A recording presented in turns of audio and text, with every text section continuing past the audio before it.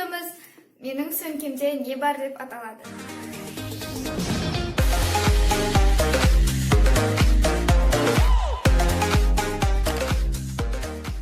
Нақтырақ айтатын болсақ, бұл сөмке емес, бұл осындай кішігірім рюкзак. Мен бұл рюкзакты жазғы уақытта немесе бір жаққа шыққанда ұстаймын, және де ішіне не салатынын сіздермен қазір бөлісетін боламын. Бұл кішкентай рюкзактың осындай қолға ұстап жүретін жағы бар, және де оны арқаға іліп те ұстауға болады. Ішкі қалталарына келетін болсақ, ішін осылай ашсақ, мына жерде 2 замок тұрады. Бұл замоктар оны үлкейту үшін, яғни оны кең қылу үшін жасауға болады. Рюкзактың ішінде 2 қалтасы бар, ол осындай кішкентай және де үлкен. Ал ендеше ішіне не салатынды көрсетейін.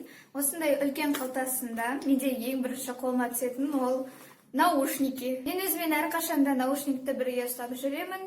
Көшеге шықсам да, былай да өзімен бірге жүреді. Және де әрқашан олар осылай үйісіп жатады. Келесі менде ішінде осындай очки. Осындай чохолдың ішінде мен осы очкиім жатады, күнде киетін очкиім.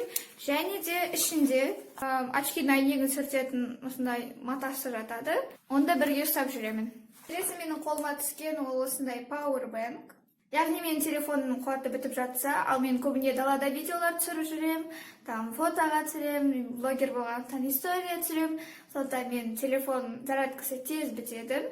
Вот, осындай powerbank ұстап жүрем, және де толықтай зарядтаған. Powerbankпен бірге әрине де ішінде менде зарядка жүреді. Зарядкасы USB, көбіне USB-ді ғана ұстаймын. Себебі зарядтау үшін енді әрине де. Келесі мен рюкзагымның ішінде ол мынадай блеск. Менің ернім құрғап кетсе, осы блескпен жағып аламын, және де оның түсі де әдемі. Түссіз болғанмен ерінге жаққан кезде ол қызыл түсті болады. Мысалға міне көріп тұрсаңыздар, ол кішкене уақыттан кейін осылай қызарады. Сонда ерінге жаққанда әдемі болып тұрады. Және де осындай кішкентай рюкзактың үлкен қалтасындағы соңғы зат ол влажный салфетки. Мектепке де күнделікті түрде де мен өзімен бірге влажный салфетка аламын. Бұл рюкзактың үлкен қалтасын босаттық, ал енді осы кішкентай қалтада не бар екенін көрейік. Ең алғаш көзіме түсіп тұрған ол осындай бальзам. Оны да блескпен қоса ұстап жүрем. Мысалға кейде блескті ұмытып кетсем, немесе бітіп қалса, немесе бальзам бітіп қалса, сол екеуінің орнына біреу осылай жүреді. Иісі күшті бальзамның. Сіздерге де кеңес берем, өзімен бірге бальзам немесе блеск ұстап жүруді. Бұл қалтаның ішіндегі келесі зат ол резинка, қара түсті. Оны да мен өзімен бірге әрқашан ұстап жүремін. Өзіме керекті заттардың барлығын осында ұстаймын. Көбіне мен шашымды 2 өріп жүремін, және де егер де резинка жетпей жатса, сол шашымды 2 өріп алғым келсе, онда осы резинканы қолданамды өріп алам, немесе жинап алам, егер де шашымды жіберіп жүрсем. Және де ең соңғы зат осы рюкзактың ішіндегі ол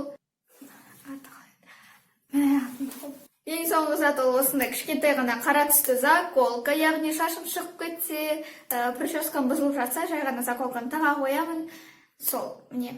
Менің осындай өзімен бірге ұстайтын кішкентай рюкзагымды толықтай босаттық, ішінде ештеңе қалған жоқ. Сіздерге бұл видео ұнады деген ойдамын, себебі мен көпшіліктің қалауы бойынша түсірдім. Ал егер де ұнаса, лайк басып, менің каналыма және де инстаграмға тіркелуді ұмытпаңыздар, барлық қызықтар сол жақта. Сіздермен бірге болған мен Месайжан Кизет, және де менің осындай кішкентай ғана рюкзагым. Сау болыңыздар!